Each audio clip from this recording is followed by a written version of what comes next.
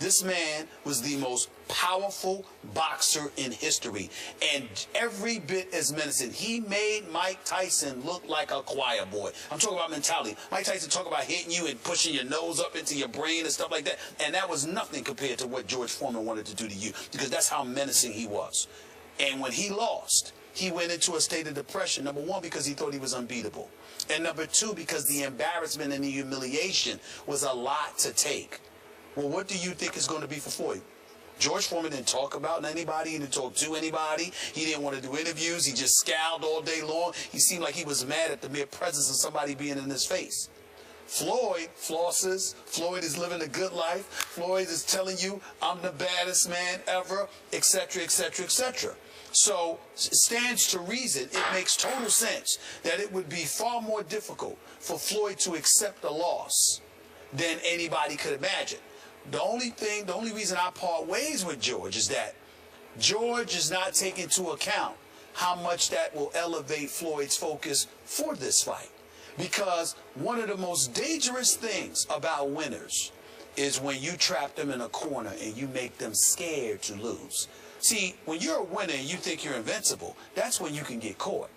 But when the stakes have been raised to such a degree where the Skip Baylesses and boxing aficionados everywhere are sitting there like, you could lose this fight.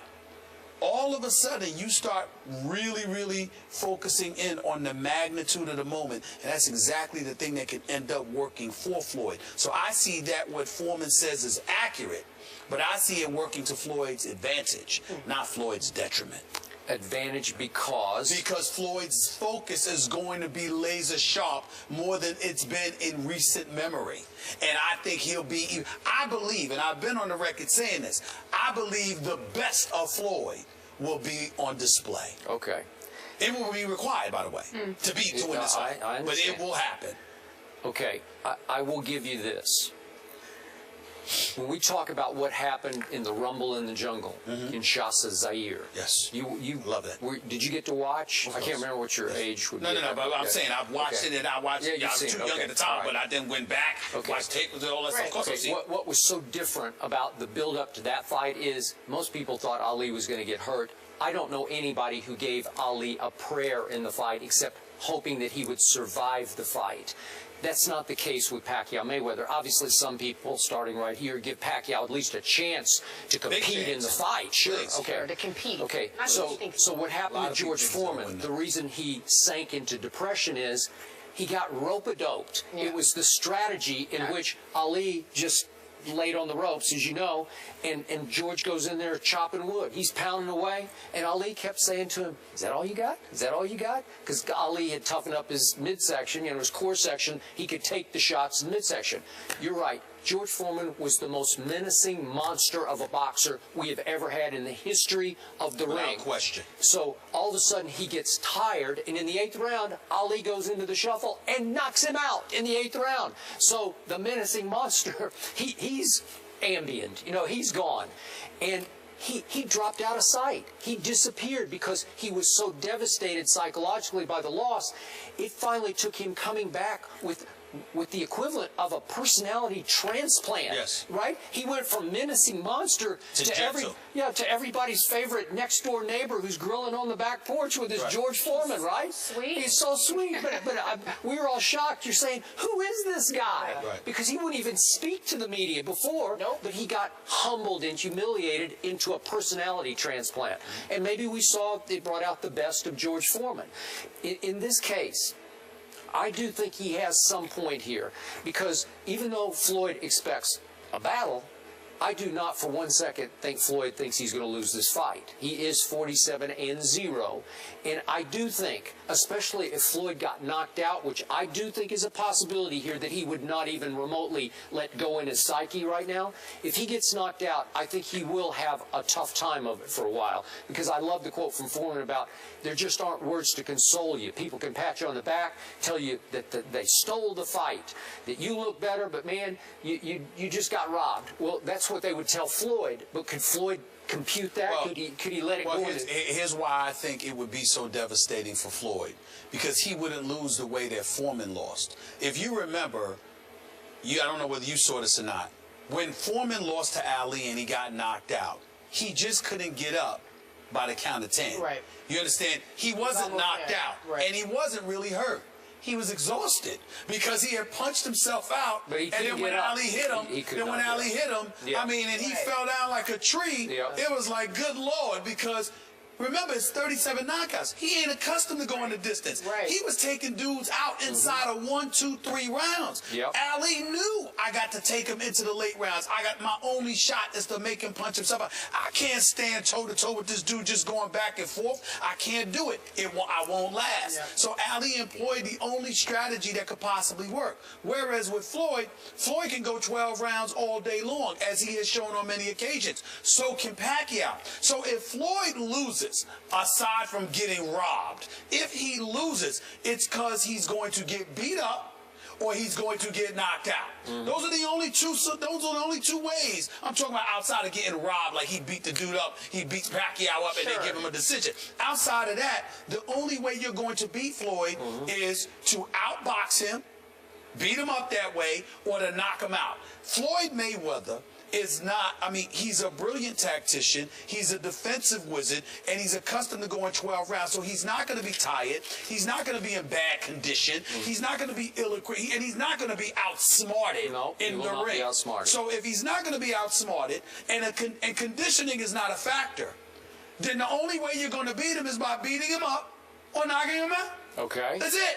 And that's going to be difficult for him to overcome. Okay, what did you think of Foreman's theory, his breakdown, that because Floyd is a slow starter, that he could lose the first 6 rounds and then start to take control, and that Pacquiao will steal the fight because he can go 12 rounds? I disagreed with Foreman on that. I really did, because I think that there have been times when Floyd has started off slow, and there have been times when he's accumulated points and he's won. You know, he's won in the early rounds. I've seen Floyd win practically every round of a fight. So I'm not of this mindset that that's going to be the case. Not to mention the fact that Manny Pacquiao is going to throw punches, and by throwing punches, he's going to force Floyd to fight and throw punches back. Floyd is not going to be able to stay away from Manny Pacquiao and not throw punches. Floyd is going to have to throw punches, and I believe that Floyd's wizardry will help him connect on those punches, and as a result, he will be accumulating points, assuming Manny is still standing up,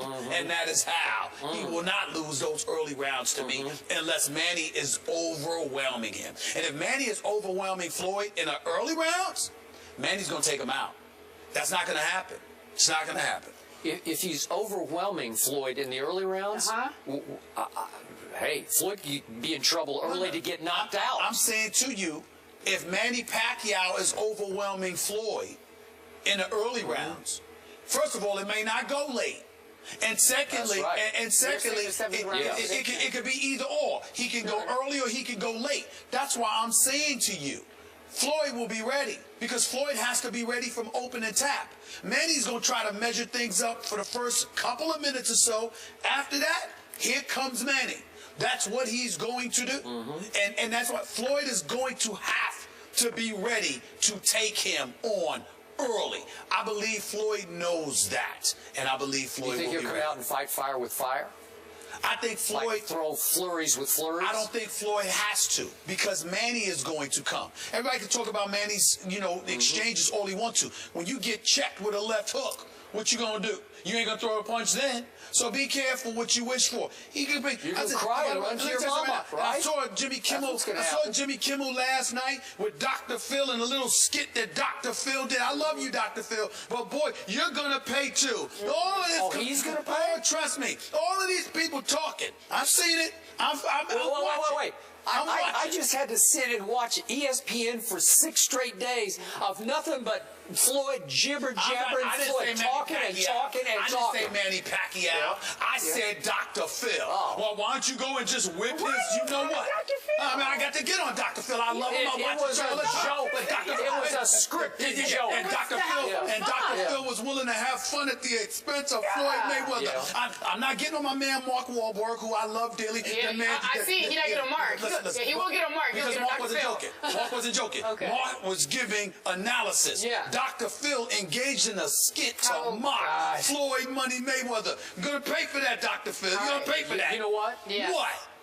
Floyd is going to need Dr. Phil when this is over. Oh, please. Oh, boy. All right, Please. speaking of George Foreman's take, and perhaps a Dr. Phil needed after the fight, George, our guest later on in the show, Evander Holyfield, actually fought George Foreman. Yes, he did, and beat him. 24 years ago this week. Beat him. And he did beat him. But Foreman was like 42. Yeah. Okay, well, Don't matter. He knocked out Mike Morrow. Yeah. Mike how Morrow old is at 45. Floyd? 38. Okay. Which in boxer years is the equivalent of like 80. For those who get touched. Oh, okay. Not for those who don't. So maybe he's 32. Next week, First Take will be on the road in Las Vegas for the fight. We'll be at the MGM Grand Pool Complex Wednesday, the 29th through Friday, May 1st. Special guest 50 Cent, Jamie Foxx, Jake Gyllenhaal, many more. 5:30 a.m. is when the doors open. Show starts at 7 a.m. local time. Come out, join us. After the break, stick around. We're talking about Scott Brooks. He's out. The decision, not based on what he had accomplished, but more so about the future of the Thunder. We discuss it after the break in just a few minutes. He went into a state of depression, number one, because he thought he was unbeatable. And number two, because the embarrassment and the humiliation was a lot to take. Well, what do you think is going to be for Floyd? George Foreman didn't talk about anybody. He didn't talk to anybody. He didn't want to do interviews. He just scowled all day long. He seemed like he was mad at the mere presence of somebody being in his face. Floyd flosses. Floyd is living a good life. Floyd is telling you, I'm the baddest man ever, etc., etc., etc. So it stands to reason, it makes total sense that it would be far more difficult for Floyd to accept a loss than anybody could imagine. The only reason I part ways with George is that George is not taking into account how much that will elevate Floyd's focus for this fight. Because one of the most dangerous things about winners is when you trap them in a corner and you make them scared to lose. See, when you're a winner and you think you're invincible, that's when you can get caught. But this man was the most powerful boxer in history, and every bit as menacing. He made Mike Tyson look like a choir boy. I'm talking about mentality. Mike Tyson talk about hitting you and pushing your nose up into your brain and stuff like that, and that was nothing compared to what George Foreman wanted to do to you, because that's how menacing he was. And when he lost, when the stakes have been raised to such a degree where the Skip Baylesses and boxing aficionados everywhere are sitting there like, you could lose this fight. All of a sudden, you start really, really focusing in on the magnitude of the moment, and that's exactly the thing that can end up working for Floyd. So I see that what Foreman says is accurate,